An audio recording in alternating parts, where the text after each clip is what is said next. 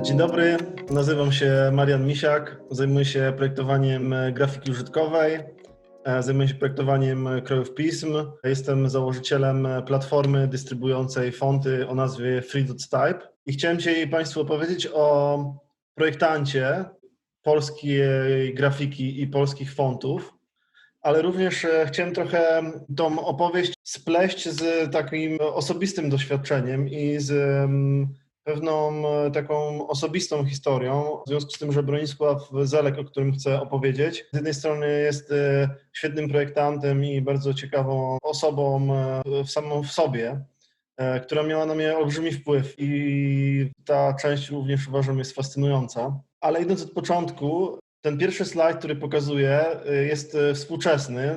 Dotyczy on prawdopodobnie może znanej niektórym płyty Sokół Pono, gdzie pojawiła się dosyć charakterystyczny krój pisma, który bardzo mnie zainteresował. Było to prawdopodobnie ponad 10 lat temu, będąc wtedy na początku swojej drogi projektanta krojów pism, bardzo mnie zaintrygował ten krój, który się nazywa New Zelek, więc postanowiłem dowiedzieć się trochę więcej o tym kroju i o jego autorze.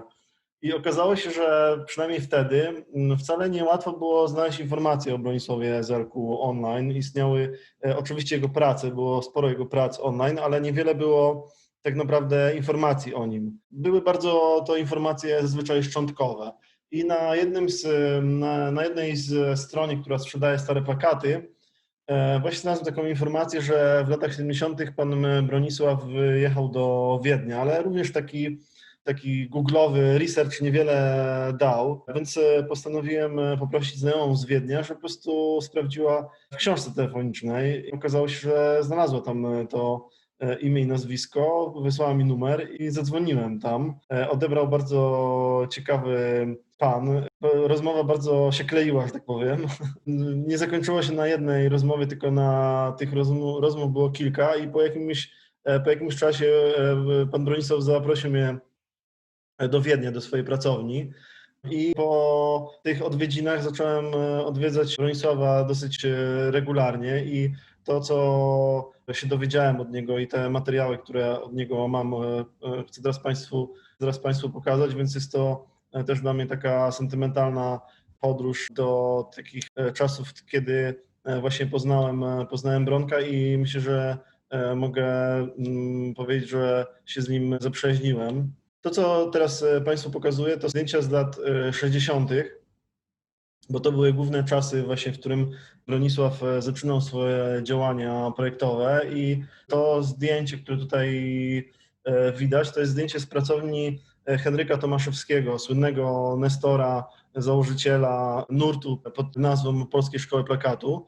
I nie jest to przypadek. To, co tutaj widzimy, to jest Bronisław i właśnie Henryk Tomaszewski, więc Bronisław najpierw studiował pod kierunkiem mistrza, później był asystentem w jego pracowni. I właśnie też to wydaje mi się, że te zdjęcia pokazują fajnie dwie również inne rzeczy. Po pierwsze właśnie to podejście takie bardzo związane właśnie z Polską Szkołą Plakatu, czyli taki mocny nacisk na takie artystyczne właśnie interpretacje i taką właśnie handmade'ową stylistykę związaną z pędzlem bądź narzędziami takimi bardziej właśnie związanymi ze sztukami plastycznymi niż z projektowaniem grafiki, ale również wydaje mi się, że też dosyć znamienne jest to, że w momencie, kiedy przyjrzycie się, co ta studentka ma w ręku, pali podczas korekty papierosa, więc wydaje mi się, że to też pokazuje dosyć fajną atmosferę, która w tamtych czasach na akademiach istniała. Na kolejnym zdjęciu widać studenta z Afryki, w związku z tym, że ta pracownia była również znana za granicą i jakby ta sława Henryka Tomaszewskiego była dosyć szeroko znana nie tylko w Polsce i też na tym zdjęciu widać właśnie to takie podejście właśnie bardzo związane z taką produkcją ręczną pod kątem właśnie plakatów, no i też widać ten papieros również na kolejnych zdjęciach. To czym jest szkoła plakatów jest osobnym zagadnieniem, nie chcę tutaj o tym opowiadać.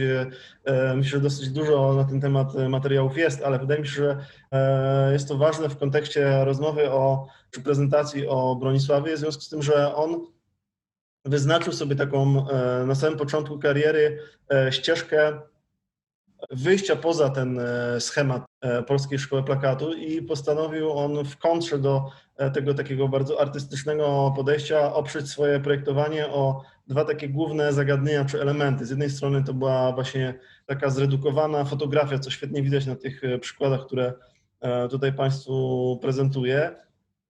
Więc z jednej strony jest fotografia, a z drugiej strony właśnie taki mocny nacisk na litery i na typografię, więc to były jego takie dwa główne, ważne elementy. Myślę, że to świetnie widać w tych projektach, że jest to bardzo często zredukowana fotografia albo bardzo zredukowana grafika i właśnie mocne działanie literami do takiego, powiedzmy, temperatury albo do takich jakby emocjonalnych wręcz jakby ekspresji poprzez liternictwo, co widać chociażby w jego najsłynniejszym plakacie do filmu Ptaki Hitchcocka, który jest jednym z najdrożej sprzedawanych kolekcjonerskich plakatów w polskiej szkoły plakatu. Co widać na tych kolejnych slajdach, to to, że z biegiem czasu te takie bardzo zredukowane, często do czarno-białych barw, czy do monochromatycznych barw plakaty stają się trochę bardziej kolorowe, natomiast nadal są one bardzo zredukowane, ale pojawia się kolor, natomiast typografia jest nadal bardzo ważnym składnikiem czy filarem tej działalności Bronisława jako plakacisty. No i przechodząc płynnie do właśnie tych aspektów związanych z literami, ten krój, który mnie tak właśnie wciągnął w ten temat, czyli krój o nazwie New Zelek, czyli właśnie jest to nazwa powiązana z nazwiskiem autora. Był to projekt wykonany pod tak zwaną technologię po angielsku dry transferu. Po polsku nazywane to było, czy nadal jest, kalkomanią, albo w związku z firmą, która w Anglii produkowała najwięcej tego, ta technologia zwana jest letrasetem.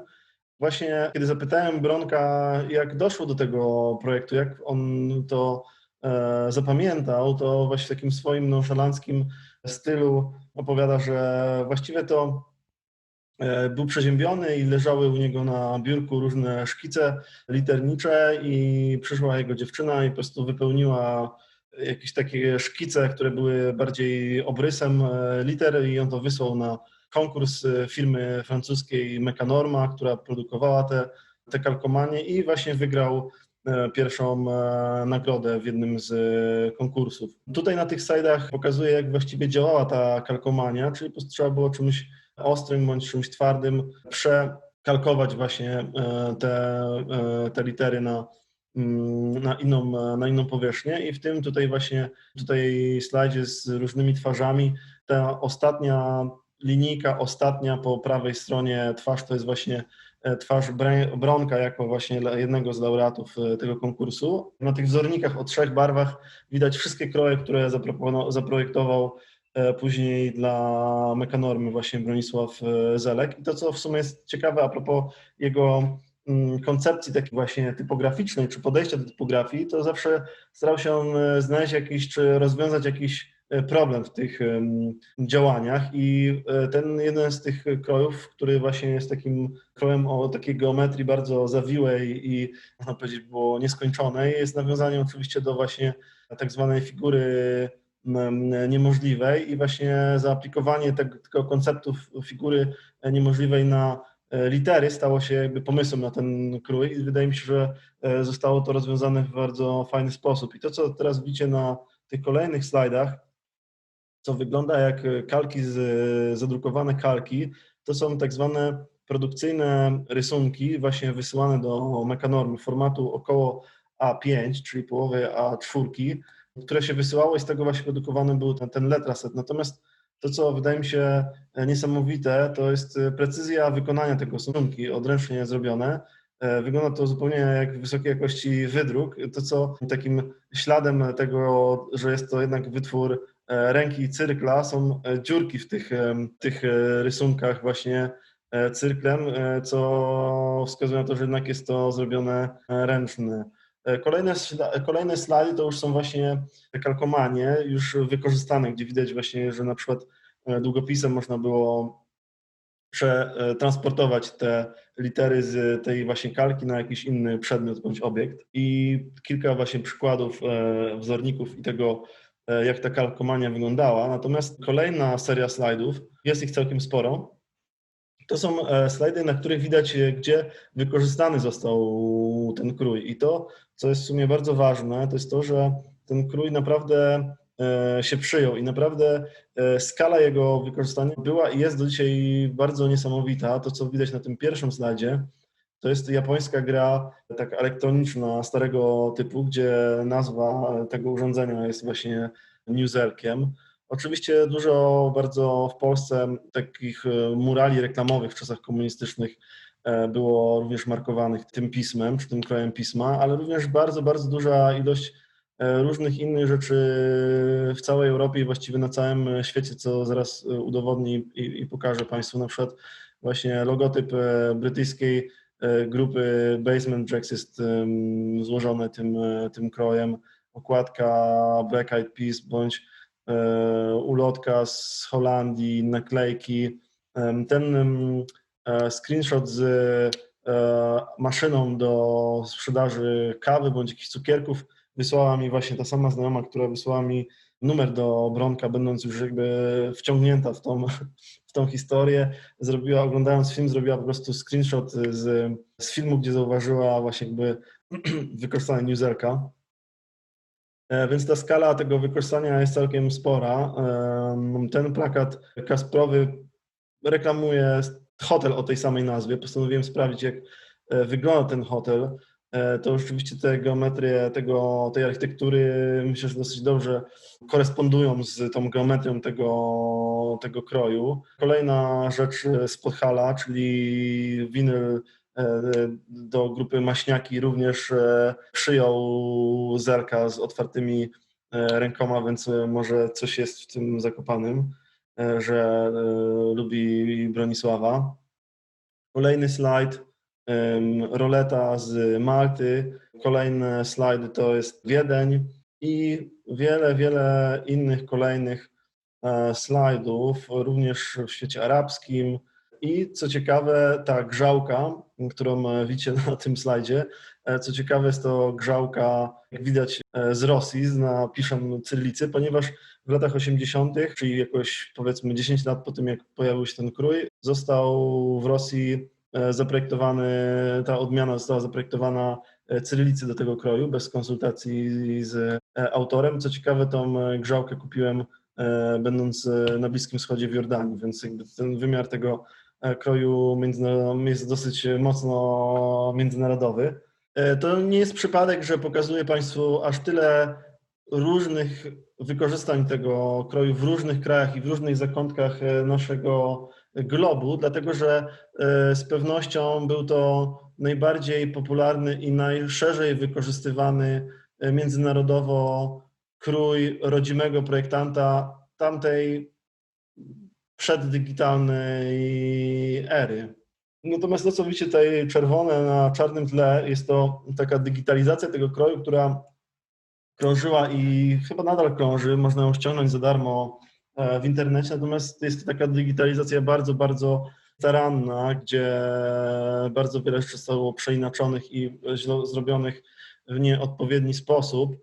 Natomiast to, co jest fajne, to jest to, że w związku z tą taką interakcją i relacją, którą udało mi się wybudować z Bronkiem, udało mi się namówić go do zdigitalizowania tego, co nie było takie łatwe, ponieważ on twierdzi, że to było dawno temu i nie chce mu się już do tego wracać, ale przy jego właśnie oku, tutaj widać właśnie jego jakieś szkice ołówkiem i komentarze, udało nam się zdigitalizować ten krój. Co jest ważne technicznie, to jest to, że w związku z tym, że ten krój ma taką dosyć ciekawą charakterystykę takich łączeń pod kątem 45 stopni, co zresztą tutaj widać też na jednym ze slajdów, że oryginalna nazwa tego kroju miała być New Zelek 45, właśnie, która ta 45 w tej nazwie miała podkreślić ten kąt tych 45 stopni i to, że właśnie te litery mają się tak łączyć pomiędzy sobą, również na zasadzie interlinii, że jakby celem autora było wykorzystanie właśnie tych samych przestrzeń, które są pomiędzy literami, żeby ta sama przestrzeń, która jest pomiędzy literami, była tą samą przestrzenią pomiędzy interlinią i wtedy ten krój buduje taki ciekawy, geometryczny efekt wizualny. No i żeby to wszystko dobrze działało w foncie digitalnym, musieliśmy dodać do tego kilka tysięcy par kerningowych, więc to pod kątem takim technicznym dosyć zaangażowany projekt, gdzie właśnie są te różne pary kerningowe i co ciekawe też właśnie po to, żeby utrzymać tą możliwość tej bardzo wąskiej, cieniutkiej interlinii, dorobić coś, co chyba dosyć rzadko się spotyka. Drugi sposób wprowadzania znaków diakrytycznych, które pozwalają, są jakby przyklejone tak mocno do liter, że pozwalają utrzymać tą bardzo cienką interlinię i nie wystają ani trochę ponad litery, więc to jest taka, powiedzmy, innowacja w tym kroju, której wcześniej nie było, ale pozwala ona właśnie ten krój z tą małą interlinią nadal wykorzystać. No i krój ten został nazwany, w związku z tym, że jest on jakby kolejnym wcieleniem digitalnym tego kroju analogowego, nazywa się New Zelec Pro, jest on dostępny u nas na naszej platformie FreeDots Type. No i tak trochę kończąc i podsumowując tą prezentację, to, co niesamowicie szanuję i to, co właśnie jest takim bardzo inspirującym elementem tej przyjaźni, tej relacji, to, o czym mówiłem na początku, że to była dla mnie taka ważna osoba, która rzeczywiście duży na mnie wpływ wywarła jako projektanta i w ogóle nie tylko projektanta, ale jako osoby, która myśli o świecie i w ogóle podejściu do życia. No to co widać tą łódkę, nie przypadkiem pojawia się tutaj właśnie coś takiego, jest to jacht Bronisława, ponieważ wyobraźcie sobie, że wszystkie te rzeczy, które pokazałem, które zaprojektował Bronisław, powstały do jego, powiedzmy, 35 roku życia. Później on wyjeżdża do Wiednia, zajmuje się wprawdzie projektowaniem, ale pracuje w redakcji, więc już nie jest takim aktywnym projektantem z takim mocnym naciskiem na kreowanie nowych rzeczy. Traktuje tą pracę bardziej jako zarabianie pieniędzy i to właśnie bardzo dużo podróżuje i właśnie bardzo dużo żegluje. I w momencie, kiedy go zapytałem, dlaczego w sumie jakby zrezygnował z świetnie zapowiadającej się kariery, przypominam, był asystentem światowego wymiaru, plakacisty Tomaszewskiego i tak dalej, opowiada, że po prostu przestało go interesować projektowanie, a interesował go świat, życie, poznawanie nowych rzeczy i żeglarstwo i po prostu postanowił pójść za tym, co go interesowało, co uważam, że pokazuje właśnie niesamowity dystans do świata, do samego siebie, do swojej pracy właśnie też. To, co w sumie też jest bardzo fajne a propos Bronka, to jest to, że pod koniec życia, bo niestety Bronisław Zelec zmarł kilka lat temu, pod koniec życia założył pracownię pod Wiedniem, w takiej małej miejscowości mieszkał i zajmował się aktywnie malarstwem. Zresztą bardzo takim ciekawym, abstrakcyjnym, mocno geometrycznym. Tutaj widać slajd z pracowni z 2016 roku, jednej z ostatnich moich wizyt u mistrza. I niestety w związku z tym, że były ostatnie lata jego życia, to malarstwo nie zdążyło wypłynąć, a wydaje mi się, że bardzo szkoda i jest to bardzo ciekawa twórczość, która być może, miejmy nadzieję, są spadkobiercy Bronka. Gdzieś to malarstwo podejrzewam, że jest. Może jest jakaś szansa, albo może kiedyś coś takiego wypłynie, albo zostanie zauważone. Reasumując, 3 rzeczy tutaj chciałem podsumować. Po pierwsze, super projektant plakatów, bardzo ciekawa twórczość, taka właśnie w kontrze trochę do polskiej szkoły plakatów, bardzo taka minimalistyczna, właśnie typograficzna twórczość, czego niewiele było w polskiej szkole plakatu, więc to mi się bardzo podoba Bronisława. No i świetna działalność, bardzo ciekawa, typograficzna i też w tamtym czasie akurat takich stricte projektantów krajów pism było niewiele, więc to akurat uważam, że jest bardzo ciekawy element tego dziedzictwa polskiego projektowania, czy też rodzimej typografii i projektowania krajów pism. No a trzeci aspekt taki już personalny dla mnie miałem niesamowite szczęście poznać, zaprzyjaźnić się i która swoim niesamowitym podejściem i energią taką witalną i niesamowitą taką potrzebą kreacji właściwie do ostatnich swoich dni wywarła na mnie niesamowity wpływ i mam nadzieję, że trochę opowiadając o Bronku spłacam olbrzymi dług tej niesamowitej postaci w polskim projektowaniu. Kropka. Dziękuję bardzo.